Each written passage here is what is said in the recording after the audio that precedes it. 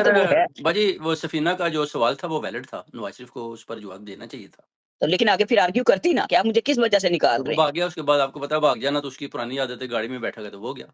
बिल्कुल, मैं इसी बात पर आपको जवाब देती हूँ, जब वो गाड़ी से उतरा था ना, तो ऐसे लगता था जैसे दोज़ख के जो है ना दरबान आ रहे हैं और उसको एवन फ़ील्ड में लेकर जा रहे हैं। हुँ। वो एवन फ़ील्ड में गया बड़ी मुश्किल से है, तो जब हम एहतिजाज के लिए जाएँगे तो वो निकलना मुश्किल होगा उसका। हुँ, तो वो तो बुज़दिल आदमी है, सारी दुनिया को पता है, तो हुँ। उसके ऊपर हमें रोशनी डालने की अब को ख़ास ज़रूरत ही नहीं है।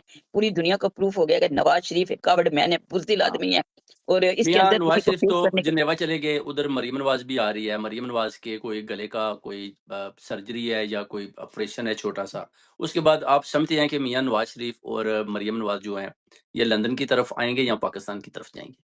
पाकिस्तान में नवाज़ शरीफ तो नहीं जाएगा, वो तो इतना फट्टू है, सॉरी अबाउट माय लैंग्वेज। हुँ, अगर उसमें दम होता ना, तो वहीं जमकर मुकाबला करता, अपनी गाड़ी से उतरकर पब्लिक में आता। जो मरी के रोडों के ऊपर अपने साथ खुद हुँ। 8